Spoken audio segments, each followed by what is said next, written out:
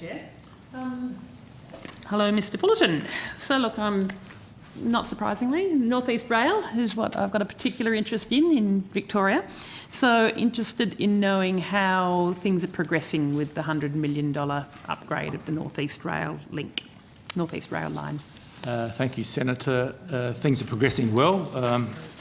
We have been, up until Christmas time, I think we've been working with the Victorian agencies around the scope of work for the $100 million, and we signed off on that scope of works at a steering committee that I'm a member of in December as an acceptable scope to deal with the objective, and I think I might have shared that at the last estimates, to make the track more reliable, resilient and improve ride comfort for passenger services. That was the objective of that piece of work. Since then, we've developed up the project proposal report that's been signed off by departments. That's been now shared with Victoria. That work's now been peer reviewed by Monash University, and we're ready to start. It's now subject to just the final agreement between the Commonwealth Government of Victoria for us to begin a community consultation process. Right. So is it planned for the scope of works to be out for community consultation? Yes. So even before you actually sign off on it. So I think the plan there, Senator, was to have a peer review that's been done, and then to share the scope of works and the peer review with the public. And when's that planned to occur then? Well, we had planned to start in March, but to actually start consultation in March, right? But we're just wanting final sign-off between the Commonwealth and Victoria. Okay, and when? What's then the timeline? How long is that going to be out for consultation? Look, I'd like to do that as quickly as we can so we can start. So I'd expect that consultation to take at least a month, I would have thought. That's what was the plan. So who's going to undertake the consultation? We will be working with a number of we will be involved. So will ARTC be leading the consultation process? Or? Well, what we've agreed with Victoria is, given that this is V-Line own the customer base, the passengers, that we'll be doing this with V-Line and ourselves to front up to those community consultation forums. So what's the consultation process proposed to consist of?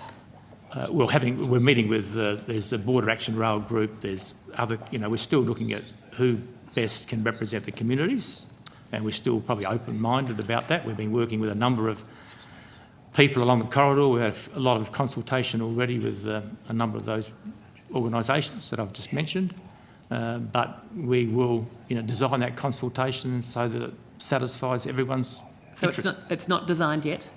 We're still putting it together, but we haven't really yet agreed that consultation process with Victoria on who's going to be involved from ARTC and the Victorian agencies. But you're planning on starting it in March, which is in a week's time? Senator, that was the plan, and when we discussed this last year, so that's now challenging, but once we get the go-ahead and agreements reached between the state and the Commonwealth Government, we'll get underway. Okay, and so in terms of the exact scope of the consultation process, what it's going to consist of, when do you expect to have that finalised? Oh, look, I think it's a matter of weeks, I think, to get that completed. I mean, okay. We're keen to get going, and in fact, we've got a shutdown on the 17th to 19th of March. ARTC has taken the decision to commence some work, a small amount of work, because it's opportune.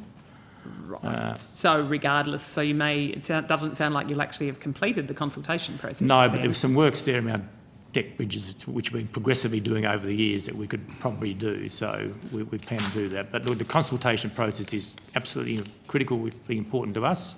It gives a chance for the communities to have a look at what is being proposed, and there's a whole range of different work activities, and able to get their feedback. Okay. The Victorian Government, I understand, have raised concerns that the $100 million isn't going to be sufficient to bring the track up to Class 2 standard, which is required to accommodate their velocity trains. So that Class 2 standard, what does that actually mean? Oh, look, that's a standard And look, that's a standard that V-Line have recognised in terms of some of their regional passenger lines, like the Bendigo and Ballarat lines, those higher speed regional passenger lines. So is it a Victorian standard or a nationally recognised standard? No. Well, for example, ARTC has its own national standard for its track, the freight standard. And how does their Class 2 standard then... It's a higher standard. It's a higher standard than your Class 2 standard. So what class... So the North East track doesn't meet Class 2 standard now? Well, no, it doesn't. No. And after the $100 million works, will it meet the V-Line Class 2 standard? No, it won't.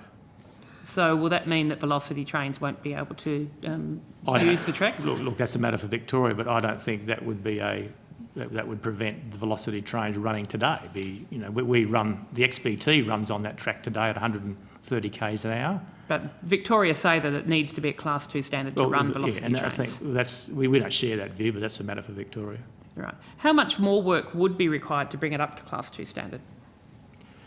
Well, we've always been very clear that the $100 million was a good contribution. It was a sizable contribution to achieve those objectives I mentioned a bit earlier about improving the reliability, resilience, and ride comfort. Mm-hmm. But there's further work to be done to raise it to Class 2.